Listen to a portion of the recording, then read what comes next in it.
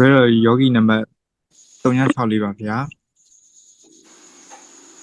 ဘယ်တော့ဘယ်ခြေတွင်းထားညာခြေပြင်ထားကြောဖြောင်းခေါင်းမက်မျက်လွှာချပြီးမျက်နှာမှာစပြီးခန္ဓာကိုယ်အာယူထားသည့်နေရာထောင်ထားသည့်နေရာပြန်ဖြေလျှော့ပါတယ်ဗျာ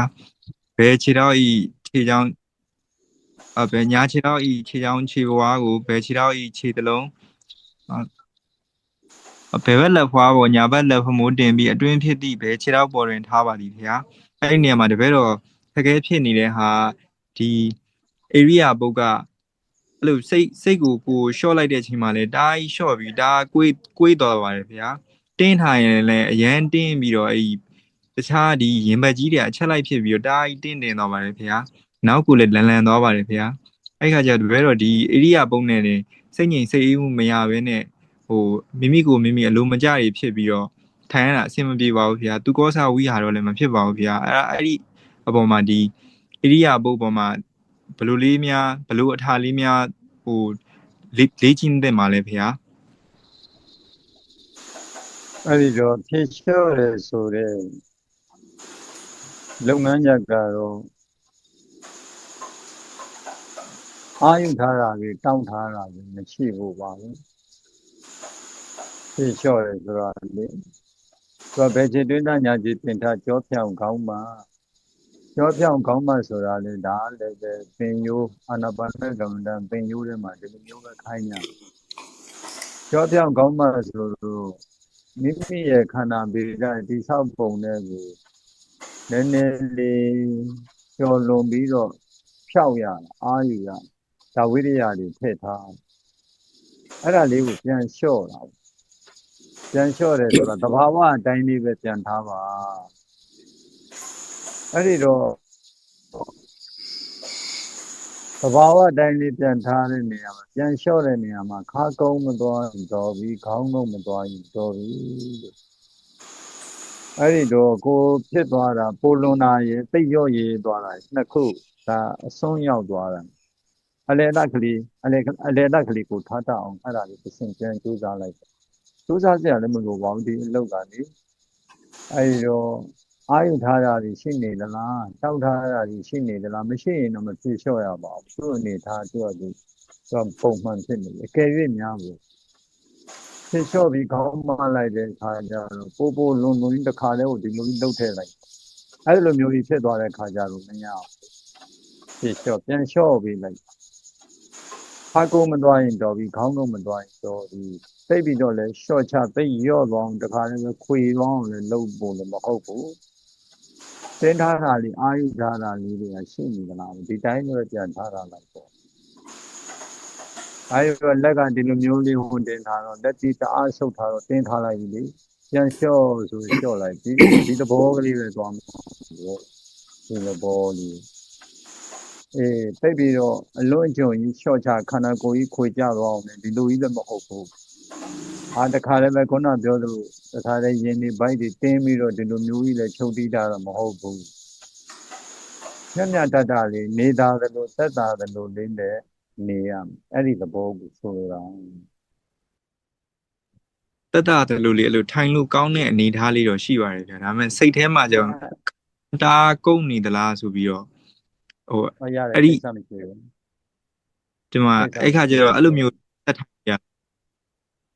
ပေါ့တော်တော်များများဟိုအရှိတ်ဘက်ကိုပဲမျက်လုံးကလည်းအရှိတ်ဘက်မှာပဲရှိတော့တော်တော်များများလူတိုင်းအရှိတ်ဘက်ကိုနည်းနည်းပါးပါးတော့ရိမ့်တာနည်းနည်းနိုင်တာကုန်းတာလေးတွေကတော့လူတိုင်းမှာအနည်းနဲ့များရှိတယ်လေတရားထိုင်တဲ့အခါကျရင်ဒီတိုင်းနေပဲရှိမှာပဲနည်းနည်းများလို့ဒီသဘာဝအတိုင်းနေပဲထားမယ်ဆိုရင်တော့နည်းနည်းပါးပါးကုန်းညောင်လေးရှိလိမ့်မှာဒါပေမဲ့အလွန်ကြုံဒီလိုကြီးကုန်းနေခေါင်းကြီးကျိုးနေတဲ့ပုံမဖြစ်ရင်တော့ပါဘူးပုံမှန်လေးသက်သာတဲ့အနေထားလေးခန္ဓာကိုယ်သက်သာမယ်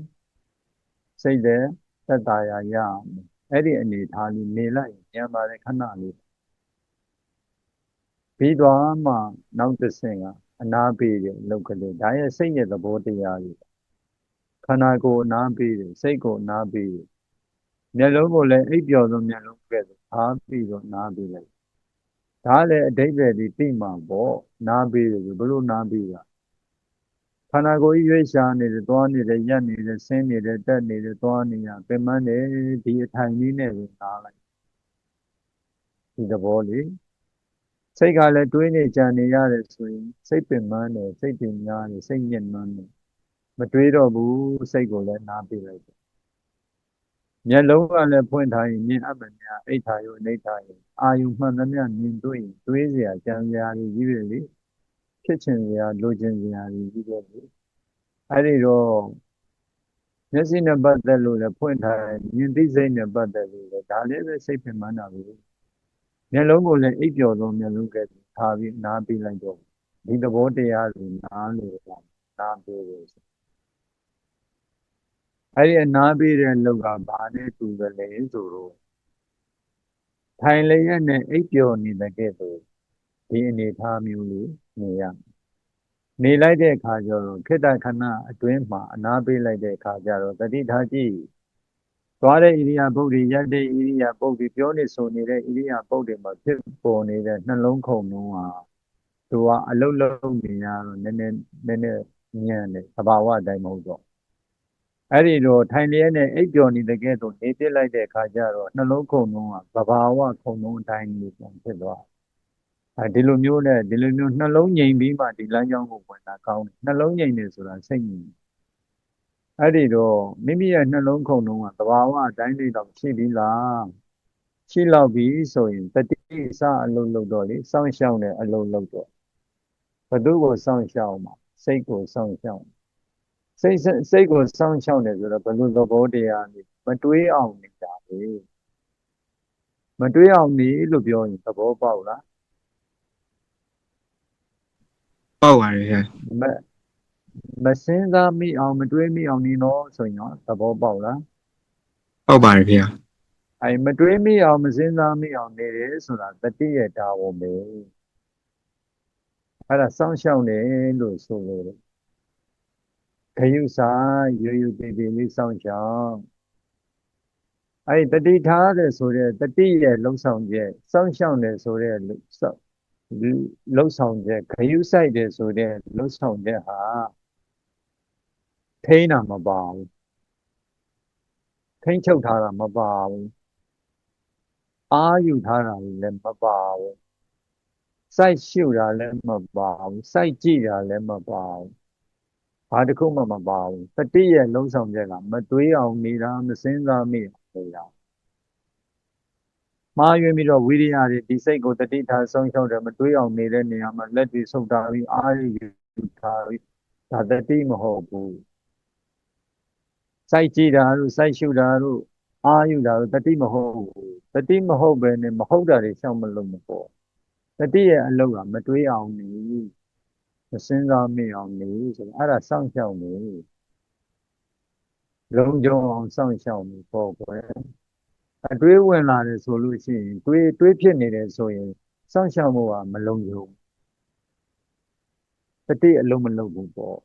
မတွေးအောင်နေလို့ရတယ်ဟိုနေ10မိနစ်လောက်ရ10စက္ကန့်လောက်နေလို့ရတတိ10စက္ကန့်လောက်အလုံးလုံးဖြစ်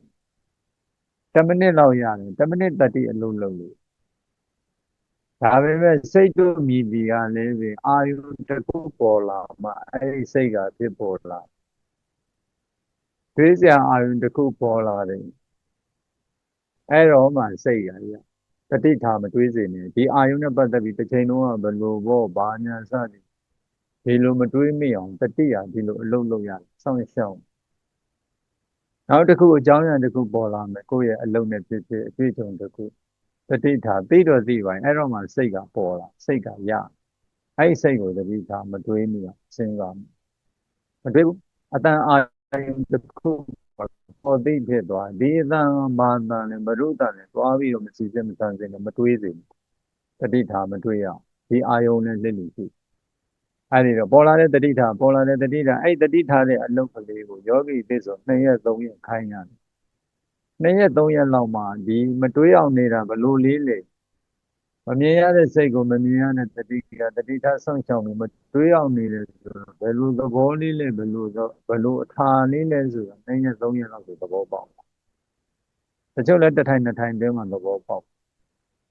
အဲ့ဒါမတွေးမိအောင်မစဉ်းစားမိအောင်ပဲတတိနဲ့စိတ်နှစ်မျိုးလေးပဲနေရာတွေထိတာတွေမျက်လုံးမျက်နှာခေါင်းတစ်လုံးလုံးခန္ဓာကိုယ်တစ်ခုလုံးလည်းမပါအောင်တတိနဲ့စိတ်နှစ်ခုကလေးပဲရိုးရိုးရှင်းရှင်းလေးတော့လေ့ကျင့်လိုက်တဲ့ခါကျတော့တဘာဝသူ့လို့သူလုပ်တဲ့လေအာယုံလေးကိုသူကသူတစ်ထိုင်တွင်းမှာလည်းသိတယ်သိမတရက်နှစ်ရက်တွင်းမှာသိတယ်မသိစိတ်ငြိမ်စေအောင်လည်းပြည့်ကျင်တယ်တရက်နှစ်ရက်သုံးရက်လည်းပြည့်ပြီလေလည်းမသိသေးဘူးဆိုတော့အဲ့ဒါအသိဉာဏ်ထဲရတော့ညာနာတံပြုံဉာဏ်ရှင်တယ်ဆိုတာကိုထည့်သွင်းရတယ်အဲ့ဒီညာနာတံပြုံဉာဏ်ရှင်တယ်ဆိုတာစာအုပ်ထဲမှာလည်းရနိုင်တယ်ဆရာပြောတာလည်းရနိုင်တယ်အဲ့ဒီကြားမြင်ဘုဒ္ဓတာအသိဉာဏ်ပညာမသိထားရင်ဘယ်လိုလုပ်ဉာဏ်ရှင်မလဲပေါ့ယခုဉာဏ်ရှင်တယ်ဆိုတာကတရက်နှစ်ရက်လည်းရှိပြီစိတ်ငြိမ်စေအောင်လည်းသူလေလည်းမသိသေးဘူးဆိုရင်အသိဉာဏ်လေးထည့်ရစာကပြောထားတဲ့အရာရှိထားတဲ့အသိဉာဏ်ဆရာပြောပြီးကြားပြီးသိထားတဲ့အသိဉာဏ်တွေထုတ်သုံးရတော့တရက်နှစ်ရက်လည်းသုံးရက်လည်းရှိပြီလေလည်းမသိသေးဘူးစိတ်ငြိမ်စေအောင်ပြုတယ်အဲ့ဒီခါကျရင်အသိဉာဏ်လေးထည့်ရမယ်ငါသိရမယ်လေအာယုံတော်တော်လေးနူးညံ့သိမ်မွေ့နေပါလားအလွန်နူးညံ့သိမ်မွေ့နေပါလားဆိုပြီးဒီအသိဉာဏ်လေးရှင်လိုက်တာမျိုးအလှမ်းဝေးနေတဲ့လေအာယုံနဲ့စိတ်တွေဆက်ဆက်ပေးလိုက်လို့သိချင်းရည်ရင်ကိစ္စကိုစိတ်ကလုံနိုင်သွားအဲ့ဒီအချိန်ကမှလေအာယုံကိုသိတဲ့စိတ်ကိုပဲဆက်လက်ပြီးတတိထားဆောင်ဆောင်ပြီးနေထိုင်ရုံပဲအဲ့ဒါပမာလေးစိတ်ကိုတတိထားလေသဘာဝလေအာယုံနဲ့ရင်းနှီးလေကြောကြည့်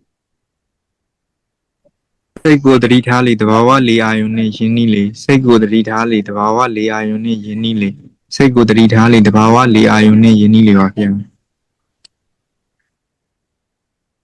ဘာဖြစ်လို့လေကိုတတိမထားခိုင်းရမှာလဲလေကသူ့တဘာဝအတိုင်းသူ့အလုပ်သူလုပ်နေတာမို့လို့ပါဗျာလေတိတဲ့စိတ်ကလေးကိုပဲတတိထားခိုင်းတာပါမှန်တယ်ဟုတ်ပြီ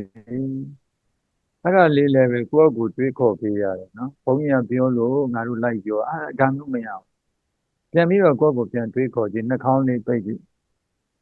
ဘယ်လောက်နေနိုင်ရတဲ့ထား9မိနစ်တော်တော်မွန်းကြနေပြီနိဒါကြောင့်ပြန်ကြည့်လိုက်ပေါ့ဒီဝင်လေထွက်လေကသူကအိမ်ရှင်အမြဲရှိတယ်ငါဘဝတစ်လျှောက်လုံးသူသားလေးငါ့ကိုပံ့ပိုးထားတာကြီးပြည့်စုံနေတယ်ဘာတစ်ခုမှမလို့သူကအမြဲရှိတယ်တရားဖြစ်တဲ့အတွက်ကြောင့်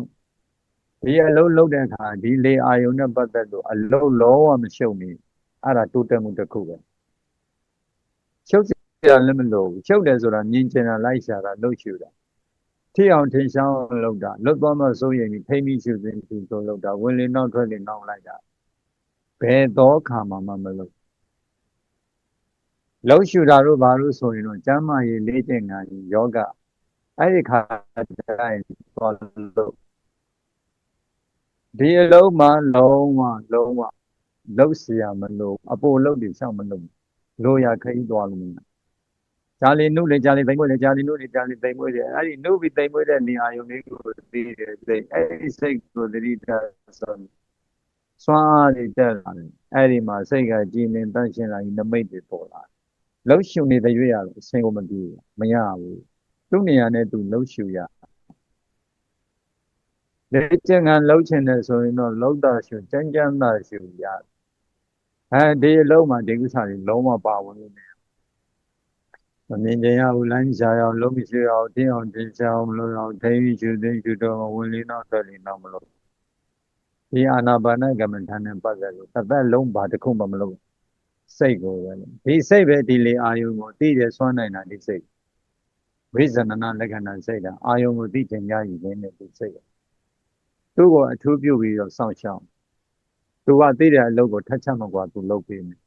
ဝိရိယလဲလညီမြလေးနေထိုင်လို့ကောင်းတဲ့နေသားလေးနဲ့ရှုလုပ်ပါဒါဆိုရပြီအဲ့ဒါလေးကိုထက်ကနားထောင်ပြီးတော့လေ့ကျင့်ရပြီဘာမှခက်ခဲမရှိဘူးဟွာလေးအရှင်ပြဟိုလေနောက်မလိုက်နဲ့ဆိုတဲ့သဘောလေးကိုတိတ်မရှင်းလို့ဗျာလေနောက်လိုက်သွားတာဥမာဒီလေလေးကိုဒီအာကောင်နောက်လိုက်သွားတာလို့နှာခေါင်းပြင်ပဲလိုက်သွားတာလို့ဆိုလိုချင်တာလားဗျာလေနောက်လိုက်တယ်ဟုတ်တယ်နှာခေါင်းတွင်းဝမ်းတွင်းဝင်သွားတဲ့လေယာရှိတယ်လေဒီလေယာဘာကြောင့်နှာခေါင်းတွင်းဝမ်းတွင်းဝင်သွားတာလဲဆိုတော့ဒီအဆုတ်တွေနှလုံးတွေကဗဟိတကလေအာယုံအာဃာတမှာရှိတဲ့လေအာယုံကိုသူ့ရဲ့တာဝန်ဆုပ်ယူရ သူ့ရဲ့တာဝန်ကပြန်ပြီးတော့တွန်းထုတ်ရတယ်ပြန်ညှင့်ထုတ်ရတယ်စုပ်သွင်းစုပ်ဒီလိုမျိုးလုပ်ရတာလေဒါကြောင့်လေအာယုံကသူ့ဘယ်ကိုသွားလဲဆိုတော့ဒီနှာခေါင်းတွင်ဝင်သွားတဲ့လေအနောက်ဒီနှလုံးအိမ်ဆုပ်ပင်းစသည်ဖြင့်သွားတတ်တယ်သူ့ရဲ့ဖြစ်ရာဌာနယူရာဌာနပြန်ထုတ်ရာဌာနအဲ့ဒီလိုမျိုးဝင်တော်လေနောက်ကိုလည်းစိတ်ကလိုက်မပါစေနဲ့ထွက်သွားတဲ့လေအနောက်တွေကိုလည်းမလိုက်စေနဲ့ဝင်တဲ့လေနောက်ကိုလိုက်ပါများတော့ခန္ဓာကိုယ်ကအနောက်ကိုလန်တတ်တယ်ထွက်တဲ့လေကိုပဲဦးစားပေးပြီးတော့ထွက်တဲ့လေလေးပဲရလွယ်ဆိုပြီးတော့လိုက်နေဒီလေအာယုံကိုလည်းမြင်ကျင်နေတယ်ဆိုယောဂီကသူ့ခေါင်းကအလိုလိုကိုကြိုးကြဘယ်လိုမှလုပ်လို့မရဘယ်လိုမှလုပ်လို့မရဒါကြောင့်စိတ်ကိုတတိထားလိုက်ရင်အကုန်လုံးအပြစ်နာစအကုန်လုံးကင်းသွားဒီတစ်ခုလေးပဲလုပ်အများကြီးမခိုင်းတော့တစ်ခုလေးပဲလုပ်ယုံကြည်လုပ်တာဝန်ယူမှုတာဝန်ခံမှုရှိတယ်ရဲတင်းလုပ်ဘာမှမဖြစ်စေရ ကျေးဇူးအများကြီးတင်ပါတယ်ဗျာဥတင်ပါတယ်ဗျာ